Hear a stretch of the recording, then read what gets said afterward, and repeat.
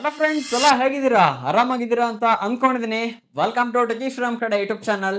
ನಾನು ಶ್ರೀರಾಮ್. ಫ್ರೆಂಡ್ಸ್, ಇವತ್ತಿನ ವಿಡಿಯೋದ ಟೈಟಲ್ ಮತ್ತೆ ತಮ್ನೆಲ್ ನೋಡಿ ಈಗ ನಿಮ್ಗೆ ಆಗ್ಲೇ ಗೊತ್ತಾಗಿರುತ್ತೆ. ನಾವೊಂದು ಫೋನ್ ನ ಯೂಸ್ ಮಾಡ್ತಿದೀವಿ ಅಂದ್ರೆ ಅದ್ರಲ್ಲಿ ಕೇವಲ ಒಂದು ಫೋನ್ ಅಷ್ಟೇ ಆಗಿರಲ್ಲ, ಅದ್ರಲ್ಲಿ ನಮ್ಮ ಡೇಟಾ ಆಗಿರ್ಬೋದು, ಪ್ರೈವಸಿ ಆಗಿರ್ಬೋದು, ಫೋಟೋ, ವಿಡಿಯೋ, ಮೆಸೇಜಸ್ ಪ್ರತಿಯೊಂದು ಕೂಡ ಇರುತ್ತೆ. ಹಾಗಾಗಿ ಅದ್ರಲ್ಲಿರುವ ಡೇಟಾ ತುಂಬಾ ಇಂಪಾರ್ಟೆಂಟ್ ಕೂಡ ಇರುತ್ತೆ. ಹಾಗಾಗಿ ಒಂದೊಂದ್ಸಲಿ ನೀವು ಅಬ್ಸರ್ವ್ ಕೂಡ ಮಾಡಿರ್ಬೋದು, ಮತ್ತೆ ನಿಮ್ಗೆ ಒಂದೊಂದ್ಸಲಿ ಅನಿಸ್ತಾ ಇರುತ್ತೆ ನನ್ನ ಫೋನ್ ಏನಾದ್ರು ಹ್ಯಾಕ್ ಆಗಿದೆ. ಏನಕ್ಕೆ ಅಂದ್ರೆ ಏನೇನೋ ಮೆಸೇಜಸ್ಗಳು ಕೂಡ ಬರ್ತದೆ, ಒ ಟಿ ಪಿಗಳು ಕೂಡ ಬರ್ತದೆ. ಅದಾದ್ಮೇಲೆ ಇದ್ದಕ್ಕಿದ್ದಂಗೆ ಬ್ಯಾಟ್ರಿ ಬೇಗ ಖಾಲಿ ಆಗ್ತಿದೆ ಅಂತ. ಹಾಗಾಗಿ ಯಾವ ತರ ಇದನ್ನ ಐಡೆಂಟಿಫೈ ಮಾಡೋದು ಅಂತ ತುಂಬಾ ಕಡೆ ನೀವು ಸರ್ಚ್ ಕೂಡ ಮಾಡಿರ್ತೀರಾ. ಹಾಗಾಗಿ ಇವತ್ತಿನ ವಿಡಿಯೋದಲ್ಲಿ ಒನ್ ಬೈ ಒನ್ ತಿಳಿಸ್ಕೊಡ್ತಾ ಇದ್ದೀನಿ ಯಾವ ತರ ನಿಮ್ಮ ಫೋನ್ ಹ್ಯಾಕ್ ಆಗಿದೆಯಾ ಅಂದ್ರೆ ಸೇಫ್ ಆಗಿದೆಯಾ ಚೆಕ್ ಮಾಡೋದು ಅಂತ. ವಿತಿನ್ ನಿಮಿಷದಲ್ಲಿ ಅದ್ ನೀವು ಚೆಕ್ ಕೂಡ ಮಾಡ್ಕೊಂಡು ನಿಮ್ಮ ಫೋನ್ ಸೇಫ್ ಆಗಿದ್ರೆ ಆರಾಮಾಗಿ ಯೂಸ್ ಕೂಡ ಮಾಡ್ಬೋದು. ಮತ್ತೆ ಹ್ಯಾಕ್ ಆಗಿತ್ತು ಅಂದ್ರೆ ಏನ್ ಮಾಡ್ಬೇಕು ಅಂತ ವಿಡಿಯೋದ ಮುಂದೆ ತಿಳಿಸ್ಕೊಡ್ತೀನಿ. ವಿಡಿಯೋವನ್ನ ಲಾಸ್ಟ್ ತನಕ ನೋಡಿ. ಚಾನಲ್ ಸಬ್ಸ್ಕ್ರೈಬ್ ಮಾಡದೆ ವಿಡಿಯೋ ನೋಡ್ತಿದ್ದೀರಾ ಅಂದ್ರೆ ಬೇಗ ಸಬ್ಸ್ಕ್ರೈಬ್ ಮಾಡಿ, ನೋಟಿಫಿಕೇಶನ್ ಆಲ್ ಮಾಡ್ಕೊಳ್ಳಿ. ಇದೇ ರೀತಿ ಟೆಕ್ ವಿಡಿಯೋಸ್ ಗಳನ್ನ ಮುಂದೆ ಕೂಡ ನೋಡ್ತಾ ಇರ್ಬೋದು. ಹಾಗಾಗಿ ಬೇಗ ಸಬ್ಸ್ಕ್ರೈಬ್ ಮಾಡ್ಕೊಳ್ಳಿ. ಮತ್ತೆ ವಿಡಿಯೋಗೆ ಲೈಕ್ ಮಾಡಿಲ್ಲ ಅಂದ್ರೆ ಹಾಕಿ ಒಂದು ಲೈಕ್ ಅನ್ನ. ನೀವು ಯಾವ ಫೋನ್ ಯೂಸ್ ಮಾಡ್ತಿದ್ದೀರಾ ಅಂತ ಕಾಮೆಂಟ್ ಮಾಡಿ ತಿಳಿಸಿ. ಫ್ರೆಂಡ್ಸ್, ಹಾಗಾದ್ರೆ ವಿಡಿಯೋವನ್ನ ಶುರು ಮಾಡೋಣ. ಫಸ್ಟ್ ನೀವು ಏನ್ ಮಾಡ್ಬೇಕಾಗುತ್ತೆ ಅಂದ್ರೆ ನಿಮ್ಮ ಫೋನ್ ಅಲ್ಲಿ ಯಾವ್ದಾದ್ರು ಅನ್ನೋನ್ ಅಪ್ಲಿಕೇಶನ್ ಇನ್ಸ್ಟಾಲ್ ಆಗಿದೆ ಅಂತ ಚೆಕ್ ಮಾಡ್ಬೇಕಾಗುತ್ತೆ. ಏನಕ್ಕೆ ಅಂದ್ರೆ ಈಗ ನೋಡ್ಬೋದು ನೀವು ಒಂದೊಂದ್ಸಲಿ ಯಾವ್ದಾವ್ದೋ ಮೋಡ್ ಅಪ್ಲಿಕೇಶನ್ ಇನ್ಸ್ಟಾಲ್ ಮಾಡ್ಕೊಳ್ತೀರಾ, ಇಲ್ಲಾಂದ್ರೆ ಬೇರೆ ಬೇರೆ ಒಂದು ಥರ್ಡ್ ಪಾರ್ಟಿ ಅಪ್ಲಿಕೇಶನ್ ಗಳಿಗೆ ವಿಸಿಟ್ ಕೂಡ ಮಾಡ್ತಿರ್ತೀರಾ. ಆ ಟೈಮಲ್ಲಿ ಒಂದೊಂದ್ಸಲಿ ಅಪ್ಲಿಕೇಶನ್ ಪರ್ಮಿಷನ್ ತಗೊಳ್ದಲೆ ಆಟೋಮೆಟಿಕ್ ಆಗಿ ಇನ್ಸ್ಟಾಲ್ ಕೂಡ ಆಗ್ಬಿಡುತ್ತೆ, ಅದು ನಿಮಗೆ ಗೊತ್ತೇ ಆಗೋದಿಲ್ಲ.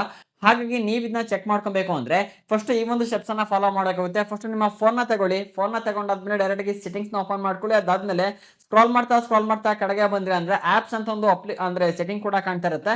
ಸಿಂಪಲ್ ಆಗಿ ಅದ್ರ ಮೇಲೆ ಕ್ಲಿಕ್ ಮಾಡ್ಕೊಂಡು ಅದಾದ್ಮೇಲೆ ಮ್ಯಾನೇಜ್ ಆಪ್ ಅಂತ ಒಂದು ಇನ್ನೊಂದು ಆಪ್ಷನ್ ಕೂಡ ಕಾಣ್ತಾ ಇರುತ್ತೆ, ಅದ್ರ ಮೇಲೆ ಕ್ಲಿಕ್ ಮಾಡ್ಕೊಳ್ಳಿ. ಅದಾದ್ಮೇಲೆ ಇಲ್ಲಿ ತುಂಬಾ ರೀತಿ ಅಂದ್ರೆ ನಿಮ್ಮ ಫೋನ್ ಅಲ್ಲಿ ಯಾವ್ಯಾವ ಒಂದು ಅಪ್ಲಿಕೇಶನ್ ಗಳು ಕೂಡ ಇರುತ್ತೆ ಅದೆಲ್ಲ ಕೂಡ ಇಲ್ಲಿ ಶೋ ಕೂಡ ಆಗ್ತಿರುತ್ತೆ. ಅದಾದ್ಮೇಲೆ ಸಿಸ್ಟಮ್ ಅಪ್ಲಿಕೇಶನ್ ಗಳು ಕೂಡ ಇರುತ್ತೆ.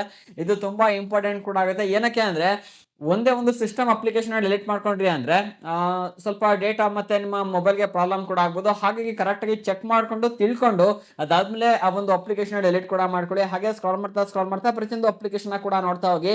ಯಾವ್ದಾದ್ರು ಸಸ್ಪಿಸಿಯಸ್ ಅಂದ್ರೆ ನಿಮ್ಗೆ ಗೊತ್ತಿರೋ ಅಪ್ಲಿಕೇಶನ್ ಅಲ್ಲಿ ಇನ್ಸ್ಟಾಲ್ ಆಗಿತ್ತು ಅಂದ್ರೆ ಸಿಂಪಲ್ ಗೆ ಒಂದು ಅಪ್ಲಿಕೇಶನ್ ಅಂದ್ರೆ ಎಕ್ಸಾಂಪಲ್ ಗೆ ನಿಮಗೆ ತೋರಿಸ್ತೀನಿ. ಸಿಂಪಲ್ ಗೆ ಅಪ್ಲಿಕೇಶನ್ ಮೇಲೆ ಕ್ಲಿಕ್ ಮಾಡಿ ಅದಾದ್ಮೇಲೆ ಕೆಳಗಡೆ ಅನ್ಇನ್ಸ್ಟಾಲ್ ಅಂತ ಒಂದು ಆಪ್ಷನ್ ಕೂಡ ಕಾಣ್ತಾ ಇರುತ್ತೆ, ಅದ್ರ ಮೇಲೆ ಕ್ಲಿಕ್ ಮಾಡಿ ಅನ್ಇನ್ಸ್ಟಾಲ್ ಮಾಡ್ಬಿಟ್ಟು ತುಂಬಾ ಈಸಿಯಾಗಿ ನೀವು ಇಲ್ಲಿ ಸೇಫ್ ಕೂಡ ಆಗ್ಬೋದು. ಇದು ಮೊದಲನೇ ಟ್ರಿಕ್ ಕೂಡ ಆಗಿದೆ ಫೋನ್ ಹ್ಯಾಕ್ ಆಗಿದೆಯಾ ಇಲ್ಲ ಅಂತ ತಿಳ್ಕೊಳ್ಳೋಕೆ. ಇನ್ನ ಎರಡನೇ ಟ್ರಿಕ್ ಏನು ಅಂದ್ರೆ ಒಂದೊಂದ್ಸಲಿ ನೋಡ್ಬೋದು ಫೋನ್ ಅಲ್ಲಿ ಡೇಟಾ ಬೇಗ ಬೇಗ ಖಾಲಿ ಆಗ್ತಾ ಇರುತ್ತೆ, ನೀವು ಜಾಸ್ತಿ ಯೂಸ್ ಮಾಡಿರೋದೇ ಇಲ್ಲ, ಜಸ್ಟ್ ನೆಟ್ ಆನ್ ಮಾಡಿ ಬಿಟ್ಟಿರ್ತೀರ. ಇದಕ್ಕೆ ನನಗೆ 50% ಡೇಟಾ ಖಾಲಿ, 90% ಡೇಟಾ ಖಾಲಿ ಅಂತ ನೀವು ಮೆಸೇಜ್ ಬರೋದನ್ನು ಕೂಡ ನೋಡಿರ್ಬೋದು. ಹಾಗಾಗಿ ಇದು ಒಂದು ಮೇನ್ ಕಾಸ್ ಕೂಡ ಆಗಿರ್ಬೋದು. ಹಾಗಾಗಿ ಅದನ್ನ ಯಾವ ತರ ಚೆಕ್ ಮಾಡೋದು ಅಂದ್ರೆ ಹಾಗೆ ಬ್ಯಾಕ್ ಬನ್ನಿ. ಅದಾದ್ಮೇಲೆ ನಿಮ್ಮ ಸೆಟ್ಟಿಂಗ್ಸ್ ಅಲ್ಲಿ ಸರ್ಚ್ ಮಾಡಿ ಡೇಟಾ ಡಿವೈಸ್ ಡೇಟಾ ಯೂಸೇಜ್ ಅಂತ. ಅದಾದ್ಮೇಲೆ ಈ ಒಂದು ಸೆಟ್ಟಿಂಗ್ ಕೂಡ ಕಾಣುತ್ತೆ, ಇದ್ರ ಮೇಲೆ ಕ್ಲಿಕ್ ಮಾಡ್ಕೊಳ್ಳಿ.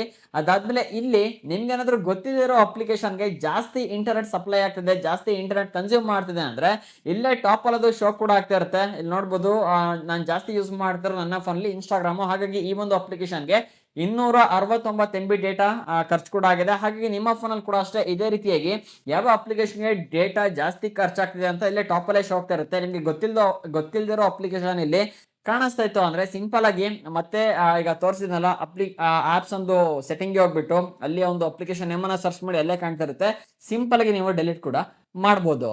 ಇನ್ನ ಮೂರನೇ ಸೆಟ್ಟಿಂಗ್ ಏನು ಅಂದ್ರೆ ಒಂದೊಂದ್ಸಲಿ ಏನಾಗುತ್ತೆ ಅಂದ್ರೆ ಆ ಒಂದು ಅಪ್ಲಿಕೇಶನ್ ನಿಮ್ಗೆ ಆಪ್ಸ್ ಅಲ್ಲಿ ಕೂಡ ಕಾಣೋದಿಲ್ಲ, ಅದಾದ್ಮೇಲೆ ಡೇಟಾ ಯೂಸೇಜ್ ಅಲ್ಲಿ ಕೂಡ ಕಾಣೋದಿಲ್ಲ, ಆದ್ರೆ ಬ್ಯಾಟ್ರಿ ಯೂಸೇಜ್ ಅಲ್ಲಿ ಅಂತೂ 100% ಕಾಣಿಸ್ಕೊಂಡ್ಲೇಬೇಕು. ನಿಮ್ಮ ಫೋನಿಗೆ ಏನಾದ್ರು in case unknown application install ಆಗಿತ್ತು ಅಂದ್ರೆ ಹಾಗೆ ಸ್ಕ್ರಾಲ್ ಮಾಡ್ತಾ ಕೆಳಗೆ ಬಂದ್ರೆ ಅಂದ್ರೆ ಬ್ಯಾಟ್ರಿ ಅಂತ ಒಂದು ಆಪ್ಷನ್ ಕೂಡ ಕಾಣುತ್ತೆ, ಬ್ಯಾಟ್ರಿ ಮೇಲೆ ಕ್ಲಿಕ್ ಮಾಡ್ಕೊಳ್ಳಿ. ಅದಾದ್ಮೇಲೆ ಹಾಗೆ ಸ್ಕ್ರಾಲ್ ಮಾಡಿ ಕೆಳಗೆ ಬಂದ್ರೆ ಅಂದ್ರೆ ಇಲ್ಲೂ ಕೂಡ ಅಷ್ಟೇ ನಿಮ್ಮ ಫೋನ್ ಅಲ್ಲಿ ಯಾವ ಅಪ್ಲಿಕೇಶನ್ ತುಂಬಾ ಬ್ಯಾಟ್ರಿನ ಕನ್ಸ್ಯೂಮ್ ಮಾಡ್ತಿದೆ ಅಪ್ಲಿಕೇಶನ್ ಲಿಸ್ಟ್ ಇಲ್ಲೇ ಕಾಣ್ತಾ ಇರುತ್ತೆ. ಅಂದ್ರೆ ಒಂದೊಂದ್ಸಲಿ ಏನಾಗುತ್ತೆ ಅಂದ್ರೆ ಅಪ್ಲಿಕೇಶನ್ ಬ್ಯಾಕ್ ನೋಡಿ ಕೆಲಸ ಕೂಡ ಮಾಡ್ತಾ ಇರುತ್ತೆ. ನೀವು ಏನೇನ್ ಕೆಲಸ ಮಾಡ್ತೀರಾ, ಎಲ್ಲೆಲ್ಲಿ ಫೋಟೋಸ್ ನ ಕ್ಯಾಪ್ಚರ್ ಮಾಡ್ತೀರಾ, ಅದಾದ್ಮೇಲೆ ನೀವು ಏನೇನು ಮಾಡ್ತೀರಾ ಪ್ರತಿಯೊಂದು ಕೂಡ ಡೇಟಾ ಕೂಡ ಅಪ್ಲೋಡ್ ಮಾಡ್ಕೊಳ್ತಾ ಇರುತ್ತೆ. ಹಾಗಾಗಿ ಅಂತ ಗೊತ್ತಿಲ್ಲದ ಅಪ್ಲಿಕೇಶನ್ ಇನ್ಸ್ಟಾಲ್ ಆಗಿತ್ತು ಅಂದ್ರೆ ಸಿಂಪಲ್ ಆಗಿ ಅಪ್ಲಿಕೇಶನ್ ನೇಮ್ ನ ನೋಡ್ಕೊಳ್ಳಿ. ಅದಾದ್ಮೇಲೆ ಆಪ್ಸ್ ಹೋಗಿ ತುಂಬಾ ಈಸಿ ನೀವು ಡಿಲೀಟ್ ಕೂಡ ಮಾಡ್ಬೋದು. ಇನ್ನ ಹಾಗೆ ಬ್ಯಾಕ್ ಬನ್ನಿ. ಒಂದೊಂದ್ಸಲಿ ಏನಾಗುತ್ತೆ ಅಂದ್ರೆ ಸಸ್ಪಿಸಿಯಸ್ ಅಪ್ಲಿಕೇಶನ್ ನಿಮ್ಗೆ ಕಂಡ್ರು ಕೂಡ ಅಷ್ಟೇ ಅದು ಡೆಲಿಟ್ ಕೂಡ ಆಗೋದಿಲ್ಲ. ಡೆಲಿಟ್ ಏನಕ್ಕೆ ಆಗೋದಿಲ್ಲ ಅಂದ್ರೆ ಅದು ಡಿವೈಸ್ ಅಡ್ಮಿನ್ ಆಪ್ ನ ಪರ್ಮಿಷನ್ ಕೂಡ ತಗೊಂಡಿರುತ್ತೆ. ಅದನ್ನ ಯಾವ ತರ ನಾವು ಕಿತ್ತಾಕ್ಬೇಕು ಅಂದ್ರೆ ಸಿಂಪಲ್ ಆಗಿ ಮತ್ತೆ ಸೆಟ್ಟಿಂಗ್ಸ್ ನ ಓಪನ್ ಮಾಡ್ಕೊಳ್ಳಿ. ಅದಾದ್ಮೇಲೆ ಸರ್ಚ್ ಸೆಟ್ಟಿಂಗ್ಸ್ ಮೇಲೆ ಕ್ಲಿಕ್ ಮಾಡ್ಕೊಂಡು ಅದಾದ್ಮೇಲೆ ಡಿವೈಸ್ ಅಡ್ಮಿನ್ ಅಂತ ಕೂಡ ಸರ್ಚ್ ಮಾಡ್ಕೊಳ್ಳಿ. ಅದಾದ್ಮೇಲೆ ಟಾಪ್ ಅಲ್ಲಿ ನಿಮಗೆ ಕಾಣ್ತಾ ಇರುತ್ತೆ ಡಿವೈಸ್ ಅಡ್ಮಿನ್ ಆಪ್ಸ್ ಅಂತ, ಸಿಂಪಲ್ ಆಗಿ ಇದ್ರ ಮೇಲೆ ಕ್ಲಿಕ್ ಮಾಡ್ಕೊಳ್ಳಿ. ಅದಾದ್ಮೇಲೆ ಇಲ್ಲಿ ಫೈಂಡ್ ಹಬ್ ಅಂತ ಬಿಟ್ಟು ಬೇರೆ ಯಾವ್ದಾದ್ರು ಒಂದು ಅಪ್ಲಿಕೇಶನ್ ಇಲ್ಲಿ ಕಾಣ್ತಾ ಇತ್ತು, ನಿಮಗೆ ಗೊತ್ತಿರೋ ಅಪ್ಲಿಕೇಶನ್ ಇಲ್ಲಿ ಶೋ ಆಗ್ತಾ ಇತ್ತು ಅಂದ್ರೆ ಸಿಂಪಲ್ ಆಗಿ ಅದ್ರ ಮೇಲೆ ಕ್ಲಿಕ್ ಮಾಡ್ಕೊಂಡು ಅದಾದ್ಮೇಲೆ ಇಲ್ಲಿ ಡಿಆಕ್ಟಿವೇಟ್ ದಿಸ್ ಅಡ್ಮಿನ್ ಆಪ್ ಅಂತ ಕೂಡ ಶೋ ಆಗ್ತಾ ಇರುತ್ತೆ, ಅದ್ರ ಮೇಲೆ ಕ್ಲಿಕ್ ಮಾಡಿ ನೀವು ಅಪ್ಲಿಕೇಶನ್ ಡಿಆಕ್ಟಿವೇಟ್ ಮಾಡಿದಿರಿ ಅಂದ್ರೆ ನೀವು ಅದಾದ್ಮೇಲೆ ತುಂಬಾ ಈಸಿ ಒಂದು ಅಪ್ಲಿಕೇಶನ್ ನಿಮ್ಮ ಫೋನ್ ಇಂದ ಅನ್ಇನ್ಸ್ಟಾಲ್ ಕೂಡ ಮಾಡಬಹುದು.